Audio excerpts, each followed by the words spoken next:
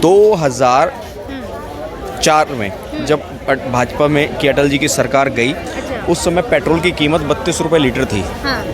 और 2014 में जब कांग्रेस की सरकार गई तो पेट्रोल की कीमत 72 रुपये लीटर थी। उससे पहले तो 82 तक गई थी। परंतु आज 2014 से आज 24 में आ गए हैं हम, और आज पेट्रोल की कीमत 96 रुपीज़ लीटर है। अगर उनके 10 साल के हिसाब से कंपैरिजन करें तो आज की डेट में 72 से करीब 150 रुपये के आसपास के होनी चाहिए थी, होनी चाहिए ना, बट नहीं है। तो महंगाई नहीं। अगर ये जो पता लगा है वो इलेक्ट्रल बॉन्ड की वजह से ही तो पता चला कि किसको कितना मिला है। उससे पहले तो कैश में चंदा लेते थे, 100 रुपये पार्टी फंड में दिखाया, 1000 रुपये घर में रख लिया, जैसे धीरज साहू के घर में मिला।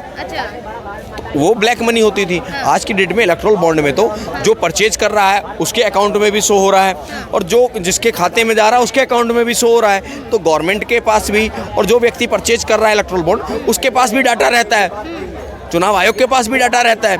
तो एक चीज़ बताइए, इसमें ब्लैक मनी कहाँ से आ गई? ब्लैक मनी तो वो थी कि आपने 1100 रुपये का पर्ची काटी, 100 रुपये पार्टी फंड में।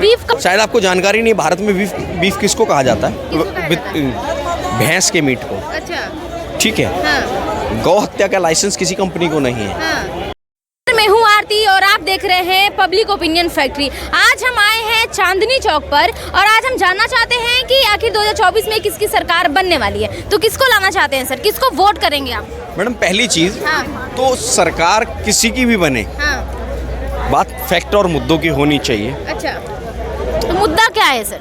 मुद्दा होना चाहिए स्वास्थ्य, अच्छा, शिक्षा, अच्छा, और सुरक्षा। अच्छा, ये जो SSS है इस पे बात होनी चाहिए। अच्छा, बट इस पे बात नहीं हो रही है, सिर्फ सरकार किसकी बनेगी इस पे बात हो रही है। तो मतलब क्या लगता है आपको, स्वास्थ्य मुद्दा नहीं है यहाँ पे?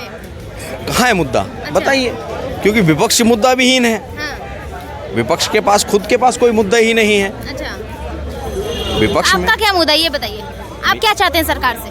मैं ये चाहता हूँ सरकार से कि रोजगार के अवसरों को और बढ़ाया जाए। अच्छा। जैसा कि अभी पिछले 10 सालों में हुआ है। अच्छा, स्वास्थ्य सेवाओं को और इम्प्रूवमेंट किया जाए, और भारत की जो सुरक्षा है, बाहरी और आंतरिक, दोनों सुरक्षाओं को और सुदृढ़ किया जाए। अच्छा, मतलब क्या लगता है आपको, सुरक्षा नहीं है अभी हमारे देश में? सुरक्षा है, परंतु अभी जैसे उत्तर प्रदेश में हुआ, 2 बच्चों का निर्मम हत्या, संदेश खाली में हुआ, महिला सुरक्षा की बात कर लेते हैं।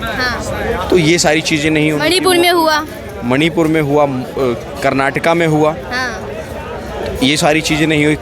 तमिलनाडु में हुआ, जो उत्तर और भारत को लड़ाने की जो बात हुई, तो वो सारी चीज़ें नहीं होनी चाहिए। एक भारत और श्रेष्ठ भारत की बात होनी चाहिए। अच्छा, तो आप मतलब काफ़ी दिन से सरकार देख रहे हैं, कांग्रेस के भी सरकार देखोगे, बीजेपी की देखोगे, सबसे अच्छा आप किसकी सरकार लगी? देखिए, सरकार तो सबसे बढ़िया अटल जी की थी। अच्छा, अटल बिहारी वाजपेयी। और उसके बाद अगर सरकार का कंपैरिजन करें तो फिर सरकार अच्छी है मोदी जी की। अच्छा, मोदी जी की सरकार अच्छी है। ऐसे युवाओं के लिए 10 साल में, जैसे कि आप बोले कि काम तो हुआ है, रोजगार भी मिली है, ये कंटिन्यूअस चलनी चाहिए, तो क्या रोजगार मिला है युवाओं के लिए? पहली चीज़ मैं आपको बताऊं, कोई भी सरकार आ जाए पूर्ण रोजगार नहीं दे सकती। अच्छा, उसके लिए सबसे पहले तो जनसंख्या नियंत्रण कानून की आवश्यकता है, जो भाजपा ने इस बार अपने मैनिफेस्टो में नहीं दिया, ये बहुत बड़ी गलती है। ये देना चाहिए था। यूसीसी की बात की, बहुत अच्छी बात है, ये इतना लेट दिया, इससे अच्छा रहता कि बहुत पहले ही इसको लाना चाहिए था। एनआरसी आनी चाहिए थी, एनआरसी को इन्होंने नहीं दिया, तो ये गलत है, जो चीज़ गलत है। अब कांग्रेस से तो उम्मीद की नहीं जा सकती है कि वो एनआरसी लाने की बात करेगी या यूसीसी लाने की बात करेगी या पॉपुलेशन कंट्रोल की बात करेगी, तो उससे तो उम्मीद ही नहीं है। भाजपा से उम्मीद है, और भाजपा ने जो कहा है वो किया भी है। अच्छा, चाहे 370 का हो, 3 तलाक का मुद्दा हो, देश की सुरक्षा का मुद्दा हो, तो उन्होंने जो कहा है उस पर किया भी है। अच्छा, मतलब कहने का मतलब मोदी जी जो कहते हैं वो करते हैं। बिल्कुल। अच्छा, जैसे कि लोगों को बोले थे कि 2 करोड़ युवाओं को रोजगार देंगे, ये वाला सिस्टम नहीं हुआ कहीं ना कहीं। मैडम अब इसमें मैं कहूँगा कि 2 करोड़ से ज़्यादा दी हैं, फिर क्या कहेंगे आप? अच्छा, मतलब कहाँ दिए? मतलब लोग यहाँ पे बहुत सारे लोग बोलते हैं, पब्लिक से हम बात करते हैं तो रोजगार नहीं है, महंगाई बढ़ गई है, सिलेंडर का दाम हाई हो गया है, पेट्रोल का दाम हाई हो गया है, बताइए ये सब लोग उठाते हैं सवाल। आपको एक चीज़ बताता हूँ, 2004 में जब भाजपा में की अटल जी की सरकार गई, उस समय पेट्रोल की कीमत 32 रुपये लीटर थी। और 2014 में जब कांग्रेस की सरकार गई तो पेट्रोल की कीमत 72 रुपये लीटर थी। उससे पहले तो 82 तक गई थी, परंतु आज 2014 से आज 24 में आ गए हैं हम, और आज पेट्रोल की कीमत 96 रुपीज़ लीटर है। अगर उनके 10 साल के हिसाब से कंपैरिजन करें तो आज की डेट में 72 से करीब करीब 150 रुपये के आसपास के होनी चाहिए थी, होनी चाहिए ना, बट नहीं है, तो महंगाई नहीं है। दूसरा, आप आ जाइए सिलेंडर पे बात करते हैं। अटल जी की सरकार के समय में सिलेंडर 200-250 रुपये का था। इनकी सरकार के समय में 10 साल में 500-600 आ गया था।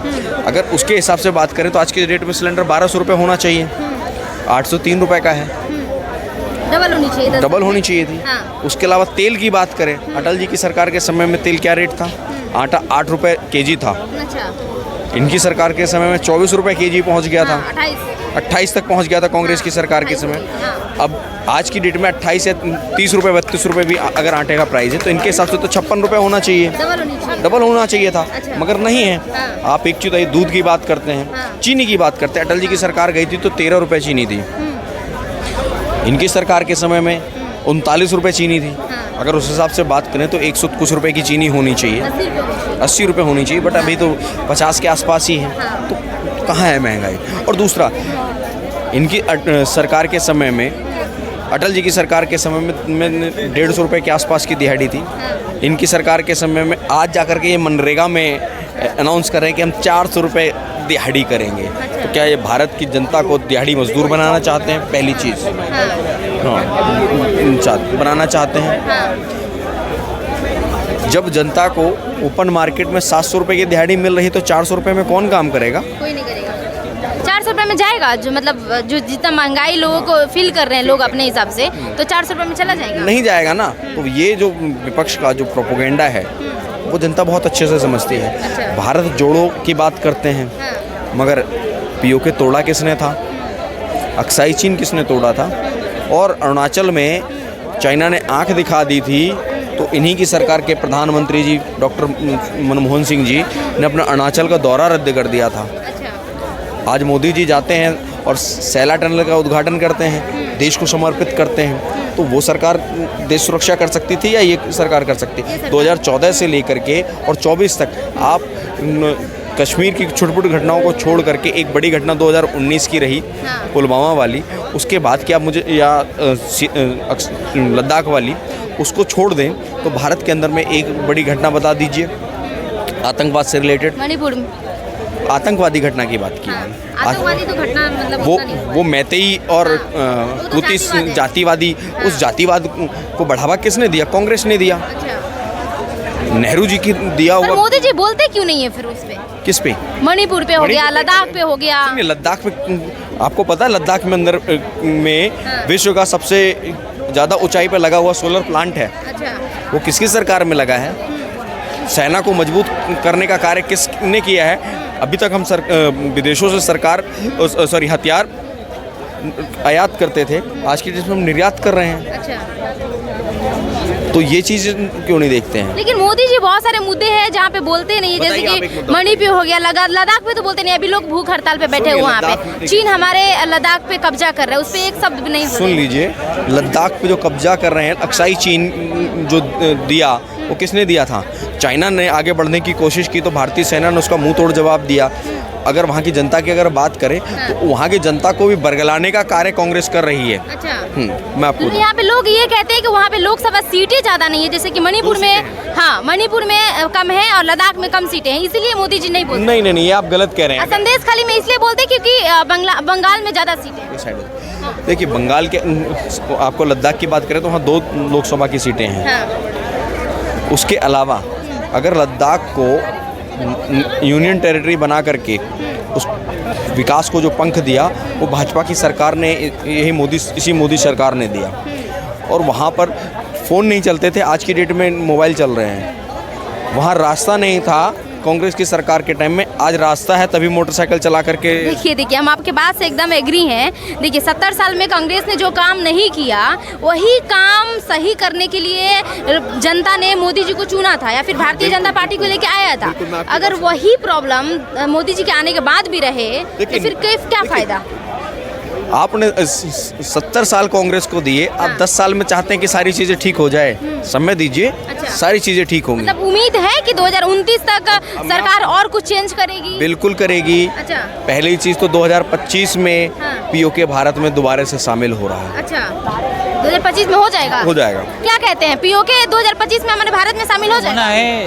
अच्छा। यूसीसी ले लो, सिटी में सिटीजन अमेंडमेंट एक्ट ले लो, एनआरसी, 3 तलाक, 35A, 370, राम मंदिर, क्या नहीं किया। अच्छा, लोगों का ये भी कहना है कि अगर अब की बार जो फिर से बीजेपी आ गई या फिर मोदी सरकार आ गए तो संविधान नहीं रहेगा। देखिए, हाँ बिल्कुल सही कह रहे हैं। हाँ। क्योंकि उनकी सोच, हाँ। उनके दादाजी ने, सॉरी परनाना ने संविधान में 18 बदलाव किए, दादी ने 23 किए, पिताजी ने भी करीब 40 के आसपास किए, माताजी ने भी 80 के आसपास में संविधान में बदलाव किए। मोदी जी ने 10 साल की सत्ता के अंदर में मात्र 18 संशोधन किए हैं, बदलाव नहीं किए हैं। संशोधन वो भी लोकसभा और राज्यसभा की सहमति से किए। इनकी तरह तो नहीं ना कि 404 सीटें थी, हम जो करेंगे कर देंगे, सुप्रीम कोर्ट का फैसला भी हम सदन में ले जाके पलट देंगे। साहबानों के केस में किया था ना राजीव गांधी जी ने। तो उनको तो ऐसा लगता ही है कि उनको ऐसा लगता है कि संविधान में परिवर्तन या संशोधन करने का एकाधिकार मात्र कांग्रेस को है। अच्छा, गड्डी ठीक कर लीजिए, खुल जाएगी। नहीं ये सही है, खुल गई। अच्छा, वैसे ही है, हाँ। अच्छा ठीक है, चलिए कोई बात नहीं। लोगों का ये भी कहना है कि अब की बार मोदी जी आ गए तो फिर से चुनाव नहीं होगा। देखिए, 1 नेशन 1 इलेक्शन का वादा किया है। हाँ। एक देश एक चुनाव अच्छा। हुआ था ना 52 में। हाँ। तो अब क्या दिक्कत है? अच्छा, चलेगा, मतलब आप लोग को स्वीकार है? बिल्कुल स्वीकार है। अच्छा। देखिए, ये जो समय समय पर भारत में जो लोकतंत्र का जो पर्व है, हाँ। हर 6 महीने में किसी न किसी राज्य में चुनाव होता है। हाँ। हर 6 महीने में 90 दिन की आचार संहिता लग जाती है। हाँ। वो जो 90 दिन की अगर कैलकुलेशन किया जाए तो 5 साल के अंदर में करीब 1.5 साल तक 28 राज्य हैं कि चुनावों में करीब 1 साल के आसपास का तो सिर्फ आचार संहिता में ही निकल जाता है। औसत बता रहा हूँ मैं आपको। जो 1 साल में जो विकास कार्य को गति मिलनी चाहिए वो आचार संहिता की वजह से रुक जाती है। तो 1 नेशन 1 इलेक्शन होने से 3 महीने का ही समय स्पेंड होगा।